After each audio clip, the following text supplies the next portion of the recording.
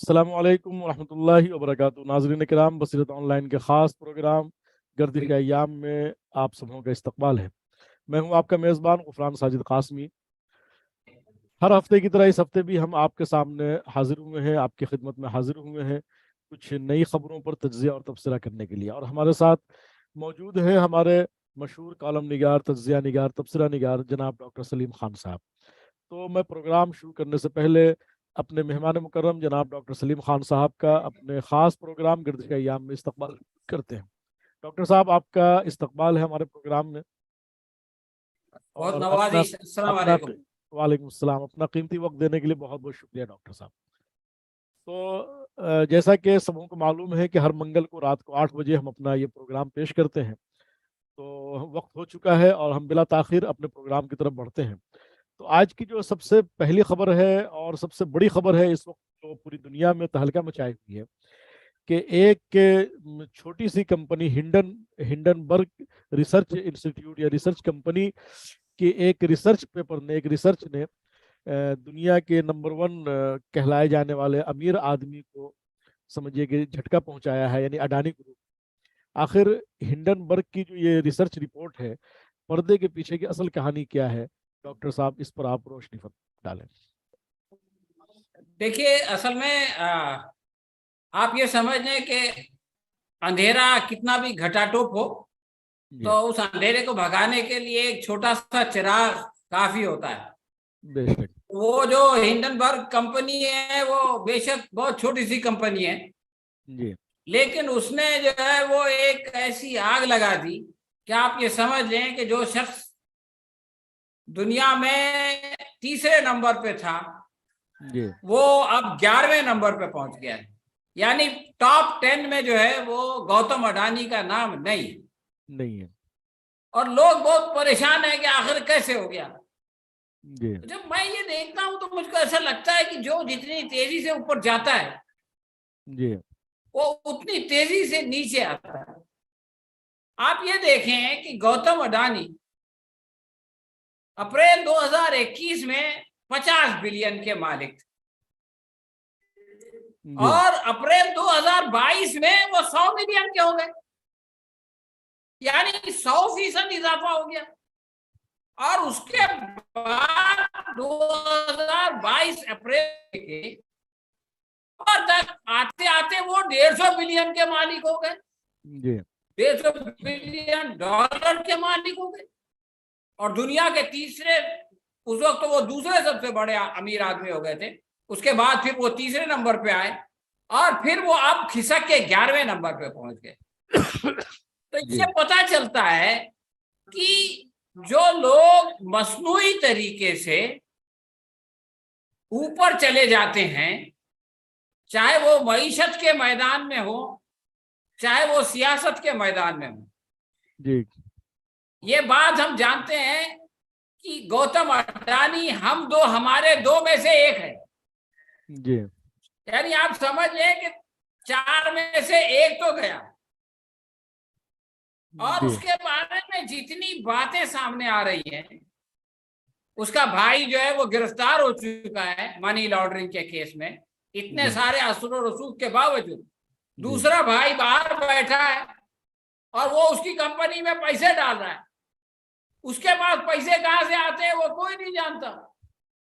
और गौतम अडानी ये कहता है कि वो अलग कंपनी है, ये अलग कंपनी है।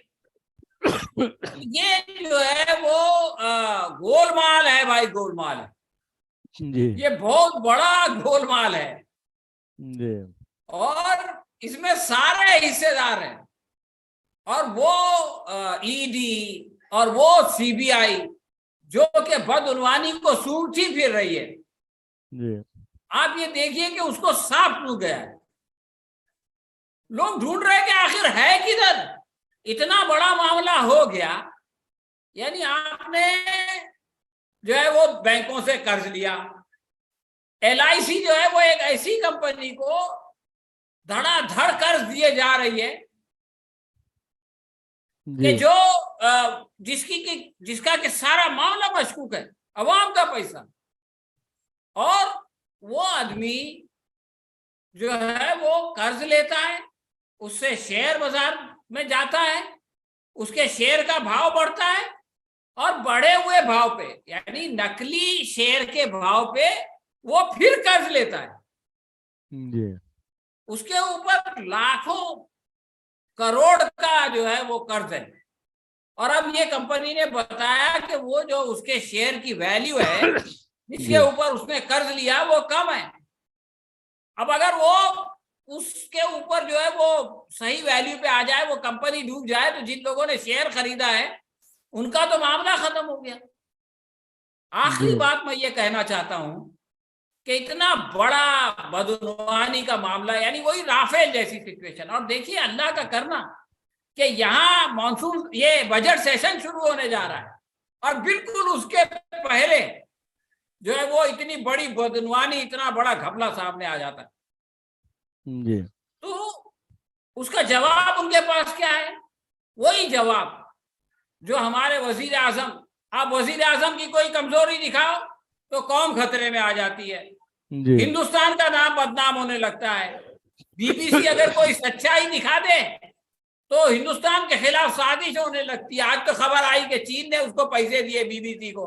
अरे भाई चीन ने दिए तो आप भी दे दो, वॉइस ऑफ अमेरिका को दे दो और ये बता दो, वॉइस अमेरिका से कहो कि भाई वो एक वीडियो बनाए जिसमें ये बताए कि मोदी जी ने गुजरात में अमन कायम कर दिया था और वजीर दाखिला ने झूठ कहा कि हमने सबक सिखाया। जी तो पैसे की तो कोई कमी है नहीं। तो ये जो देखिए जो रवैया है, जैसे है ना चोर चोर मौसेरे भाई, मोदी जी पे इल्जाम आए तो कौम खतरे में है, मुल्क खतरे में है, राष्ट्र खतरे में है, और अडानी जी पे इल्जाम आए तो भी वही सब खतरे। और ये जो गैर फितरी मकबूलियत है और ये जो गैर फितरी दौलत है, ये ऐसे ही जाती है जैसे अडानी की जा रही है। डॉक्टर साहब, अगले खबर की तरफ बढ़ते हैं कि आज जो है पार्लियामेंट में इक्तिसादी सर्वे 2023 का पेश किया गया। आप इसको किस नज़र से देखते हैं और इसके उतार चढ़ाव या इसमें जो कुछ बताया गया है उस पर क्या आपकी आप क्या कहते हैं? ये एक सालाना एक्सरसाइज है, मशक है जो हर साल होती है और बहुत ज़रूरी है, बहुत 1952-55 से हो रही है। तो हर साल जो है वो इसको इस तरह से पेश किया जाता है कि मतलब इसको इस तरह से परोसा जाता है कि ऐसा लगता है कि बहुत कुछ अच्छा है। अब ये बताया जा रहा है कि दुनिया में मुल्क की जो है वो जीडीपी बहुत अच्छी है, फास्टेस्ट ग्रोइंग है। लेकिन सही बात तो ये है कि पिछले साल और उसके पहले वाले साल से कमी है। जी। ये बताया जा रहा है कि जो है वो बेरोजगारी कम हो गई है, तो 8% से 7% पे आ गई। तो खत्म तो नहीं हुई, या उसमें जो कमी है वो कोई बहुत ज्यादा कमी नहीं है। आप ये देखें कि इंडस्ट्रियल सेक्टर जो है, सनत का शोबा, इसमें बहुत बड़ी गिरावट है। अब एक तरफ जो है वो आपकी इंडस्ट्रीज बंद हो रही हैं और दूसरी तरफ जनाब आप के यहाँ बेरोजगारी कम हो रही है। क्या ये बात कोई अकल में आने वाली बात है? क्या ऐसा हो सकता है? क्या माशरे का आम आदमी जो है ये महसूस कर रहा है कि बेरोजगारी कम हो रही है? तो इस तरह से जो बहुत सारे हकायक हैं, निर्मला सीतारमण जो वजीर खजाना है वो ये समझाने की कोशिश कर रही है कि जो है वो अच्छे दिन आने वाले हैं, लेकिन लोग तो 8 साल से अच्छे दिन के इंतजार में दुबले हो गए। अब उनका विश्वास ही नहीं होता। अब लोगों ने मान लिया है कि अच्छे दिन कभी नहीं आएंगे। भारत जोड़ो यात्रा का तकरीबन इख्तिताम हो चुका है। भारत जोड़ो यात्रा अपने आखिरी मंजिल पे पहुंच गई है। क्या आपको लगता है कि राहुल गांधी अपने मकसद में कामयाब हो पाए या उनकी कामयाबी के कितने इम्कान आपको नजर आते हैं? देखिए, गांधी ने उस ख्याल को गलत साबित कर दिया कि अब नफरत के खिलाफ कोई आवाज नहीं उठ सकती, अब मोहब्बत की आवाज पर कोई लब्बैक नहीं कह सकता।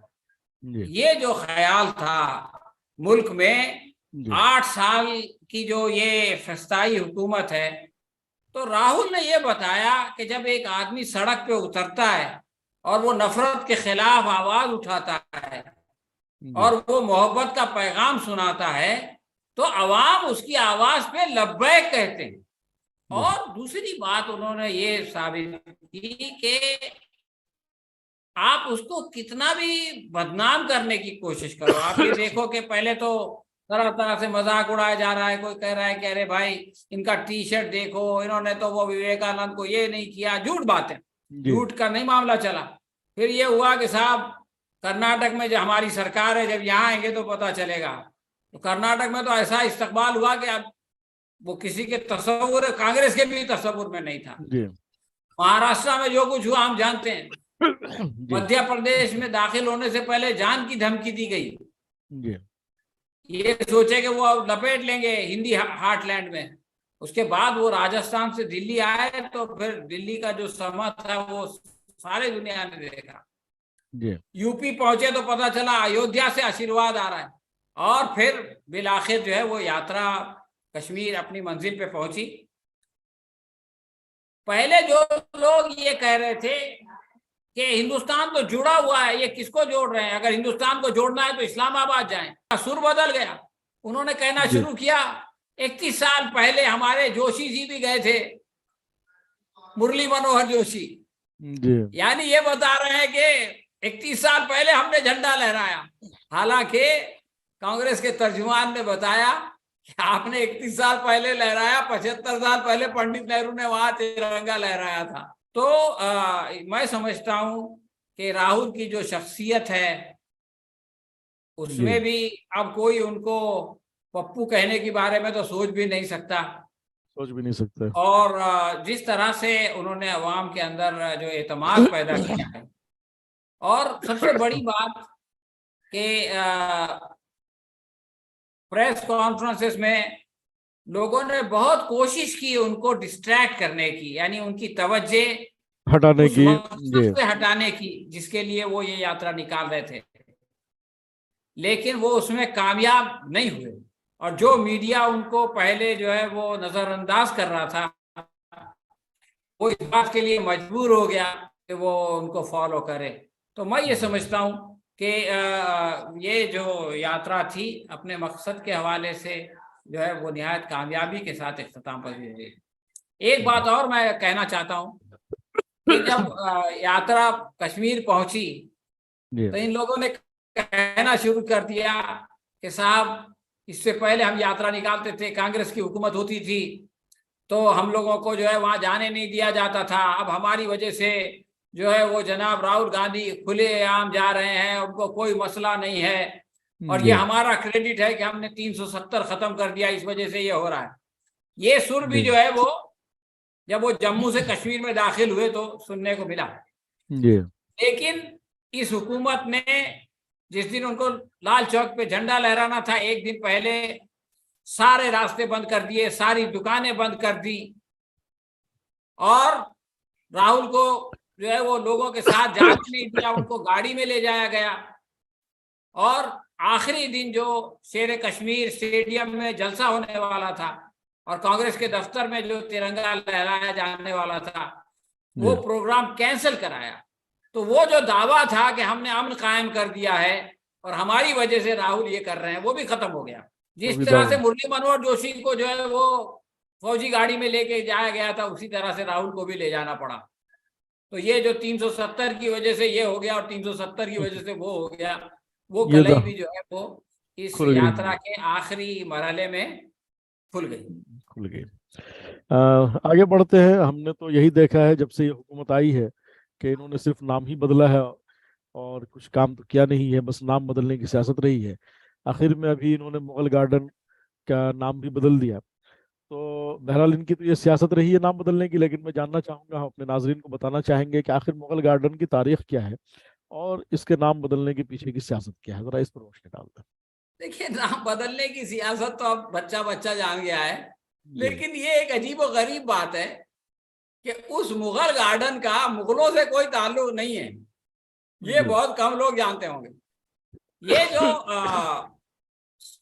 सदारती महल है ये दरअसल मुगलों का तामीर करदा नहीं है।